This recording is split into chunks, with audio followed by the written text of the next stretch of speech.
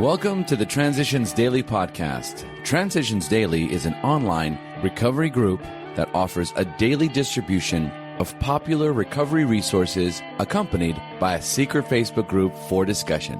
We hope you enjoy today's readings. This is Transitions Daily for October 20th, read by Cindy L. from Fort Worth, Texas. AA thoughts for the day. Change. Let us never fear needed change. Certainly we have to discriminate between changes for worse and changes for better. But once a need becomes clearly apparent in an individual, in a group, or in AA as a whole, it has long been found out that we cannot stand still and look the other way.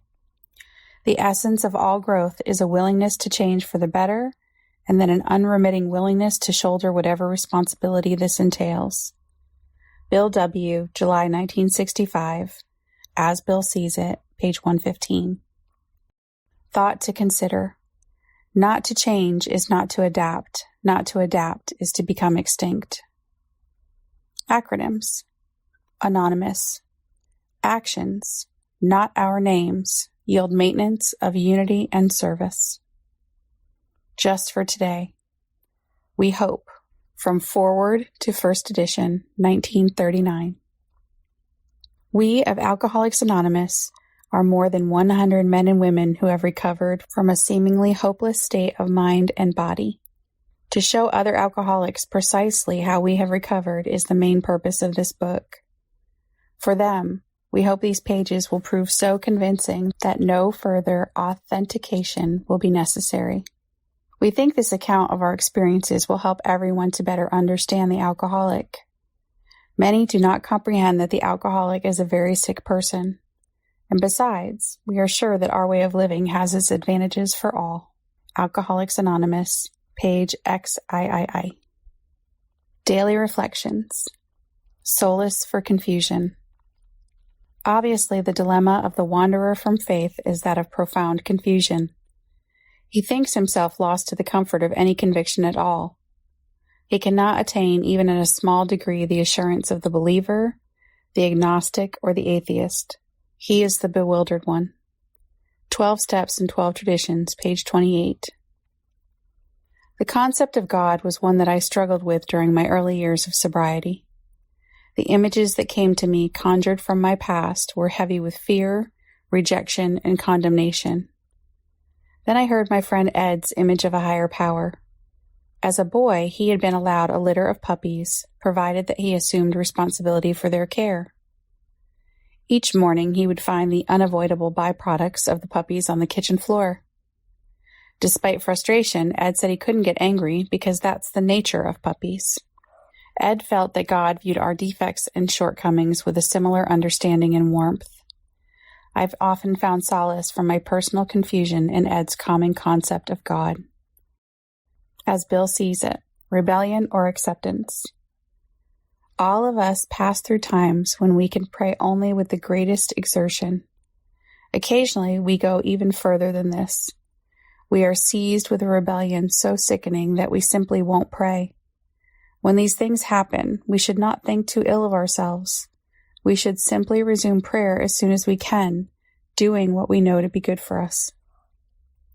A man who persists in prayer finds himself in possession of great gifts.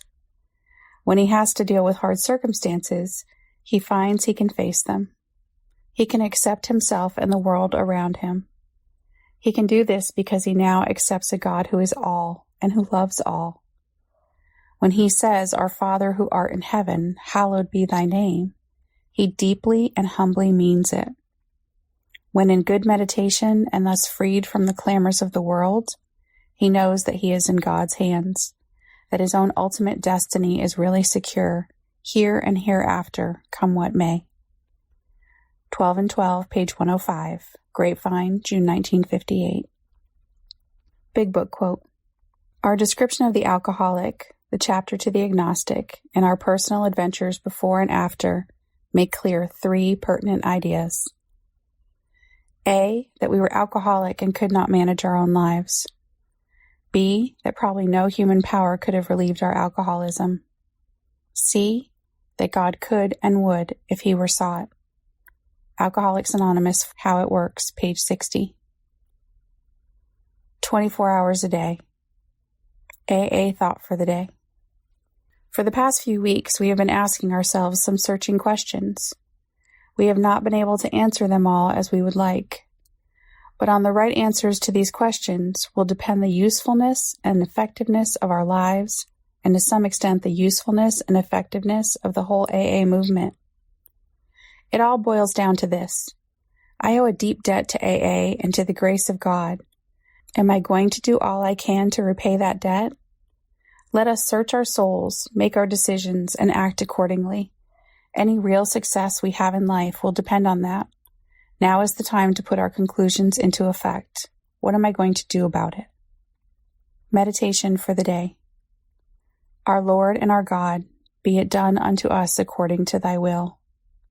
Simple acceptance of God's will in whatever happens is the key to abundant living. We must continue to pray, not my will, but thy will be done.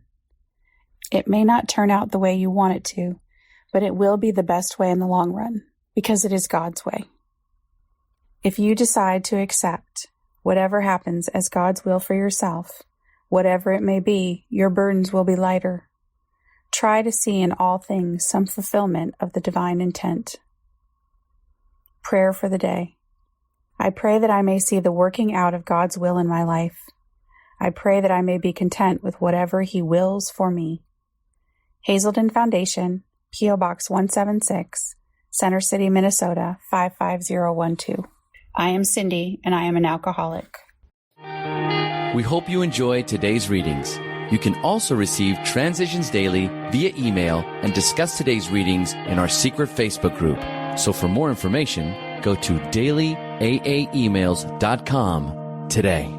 Other than the 24 hours a day reading, unless otherwise specified, all quotes copyright Alcoholics Anonymous World Services, Inc., 1952 through 2001.